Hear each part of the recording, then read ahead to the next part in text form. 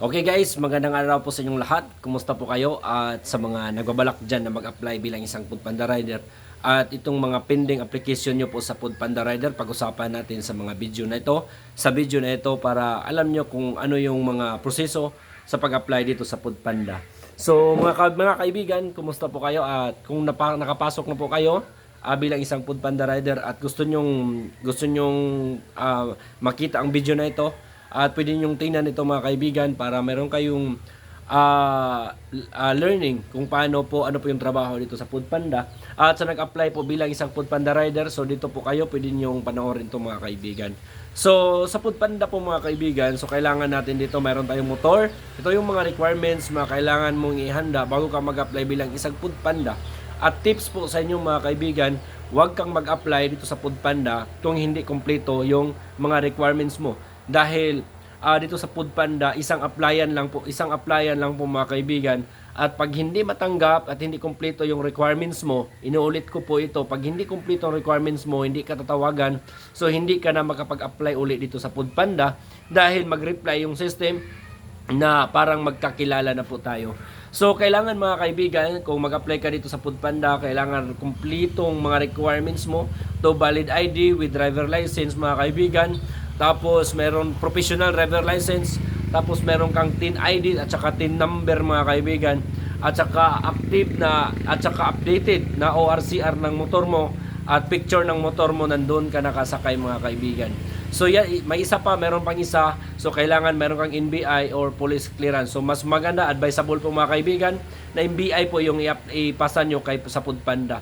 So mga kaibigan, dito po sa Foodpanda, malaki po yung sinasahod natin kumpara po sa mga minimum wage earner. So dito sa amin, yung minimum dito is 400 to.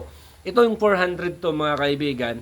So kaya tong kikitain to sa Foodpanda sa loob lang ng 2 oras. So kung nandyan ka sa Metro Manila, siguro mas malaki, sa 600 yung minimum wage.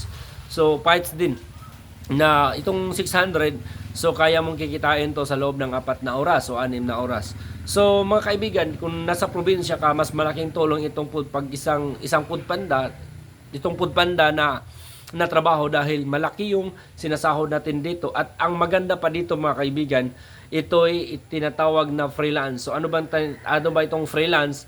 Yung freelance is hindi po tayo obligado na mag-duty araw-araw. So kung ano yung gusto natin mag-duty, so diyan na po tayo mag-duty.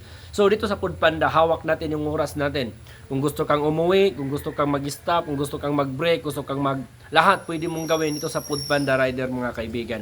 So ang kailangan lang dito, kaya mayroon kang shift at mayroon kang mataas yung batch mo at yun, mayroon kang good record sa pag-deliver ng pagkain. So siyempre naman, ang pinaka-trabaho natin dito is pag-deliver ng pagkain.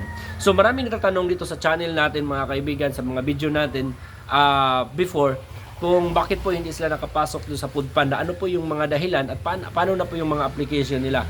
As I said mga kaibigan, huwag kang mag-apply nung hindi kompleto yung mga requirements mo. So dahil yung iba atat na mag-apply, so hindi po ito kagaya ng traditional na pag-apply ng trabaho na ikaw mismo appearance doon at ipapalo mo na yung mga requirements. So hindi ganyan. So kailangan pag-apply mo isang bagsakan, nandyan na lahat, send mo lahat kay Foodpanda. So yan mga kaibigan, ito yung pinaka-tips ko. At pangalawa, kailangan yung mga requirements mo ay nakapicture yan ng cellphone. Cellphone talaga yung picture, hindi po scan documents. So cellphone talaga.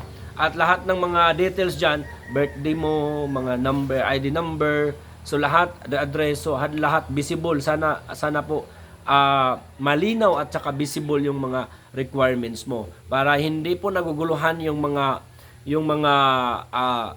admin ng Foodpanda. Kasi tulad natin, pag hindi natin maklaro yung makikita ng mabuti yung mga details ng mga ID, so cross out natin, so hanap tayo ng iba. So ganyan yung ginagawa nila mga kaibigan. Sa pag ganon, cross out nila, tapos hanap siya ng iba, yung application mo nandun lang yun mga kaibigan. At ang problema ay hindi ka maka-apply sa Foodpanda, hindi ka na maka-apply ulit. So yan lang po yung mga nakikita kong mga dahilan kung bakit mahirap pagpasok dito sa Foodpanda. So pangalawa mga kaibigan, is kailangan na yung ina-applyan mo na lugar, yung kailangan mo na ina-applyan mo na lugar mga kaibigan is nag-hiring po sila. Hindi marami pong nag-hiring po sila mga kaibigan at marami pong rider na kakailanganin nila dahil pag hindi po sila nag-hire kahit anong klase yung application mo, so hindi ka makapasok dito sa Foodpanda. So maraming salamat mga kaibigan at sana po sa video na ito ay mayroon kayong natutunan at ako'y nakakatulong sa inyo. At don't forget to share, subscribe po sa ating channel at shalom po sa inyong lahat.